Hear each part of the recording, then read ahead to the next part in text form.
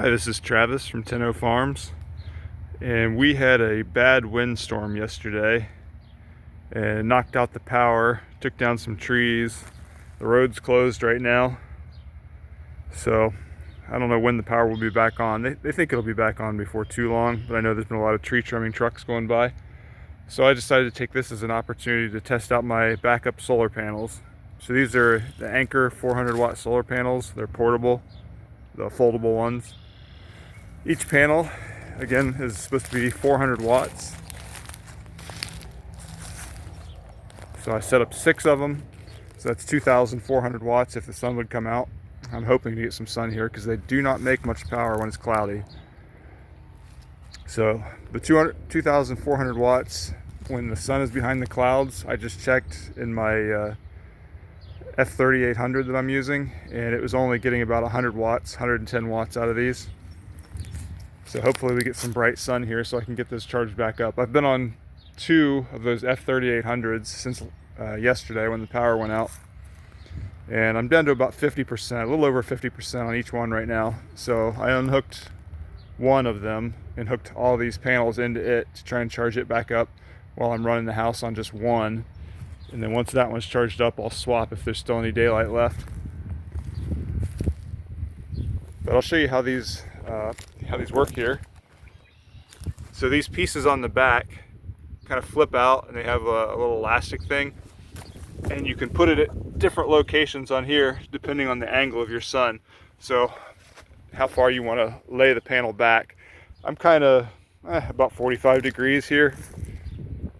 I think that's about right. I could maybe lay them back a little bit further given where the sun is this time of year in March, but it's close. I tried to lay them out as best I can so that they're all in the sun. It's hard to get everything in here. As you can see, some shade on that one from that bush over there. But I have to keep them close enough to the house to get the cords down to the batteries. The batteries are just too heavy to carry up here. They're about 130 pounds a piece. So I'm better off to have a longer cord than try and carry those up the basement steps every time I need to charge them. But so far, I'm happy. We'll see now that the sun's coming out if maybe I get a little bit more charge out of them. If I had any complaint really, I'd say they're a little hard to set up by yourself. Trying to get everything balanced and get those pegs out there out the back so that way you can keep them straight. Just a little hard to do by yourself. They're also a little bit heavy. So it wasn't too bad for me, but I would say if you're a smaller person or maybe a female with a little less strength, these might be a little hard to deal with, but with 2 people they're not a problem at all.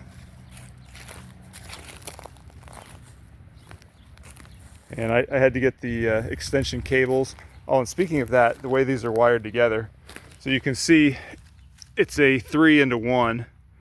So we're getting about at maximum current flow 27 amps. Each panel is about 9 amps output. I want to say they're around 50 volts. I can't remember for sure. I guess you can do the math. 400 watts divided by 9 amps. So not quite 50, somewhere in the 40 volt range. But we'll see how it goes. I'll do a follow-up and let you know whether these charge my battery up or not. Now that the sun's coming out, I might get a little bit more juice out of them. Actually, you know what? I think I'll take you down and show you inside the house how I've got the cables done too. It's kind of messy, but it works. I've got them running underneath the door here. There's just enough space there to open and close it without smashing them. And again here, under this door, there's enough space there. Hey, Rainbow.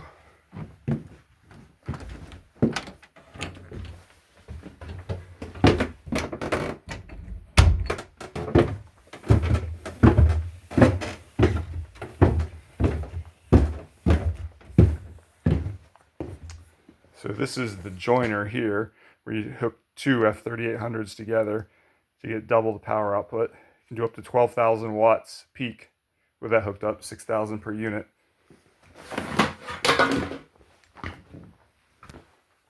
And as you can see here, I had to take the cables and run them straight down because they weren't quite long enough to get to the bottom of the steps. I don't really have enough room in here to do this, but I just want to show you how it works. And then the 2 cords from each set of panels, so there's 3 panels in each set, go down in here. And then you can hit the display here and see how many watts. Now we're getting 475 watts, 478. So it's doing a little bit better now that the sun's kind of peeking out some. But it's still going to be 4 hours to charge at this wattage. So hopefully we get some full sun and get this up to full power, and I can charge it quickly, then swap it over and put the other Anker on the charger too. Get them both charged up until we wait for the power to come back.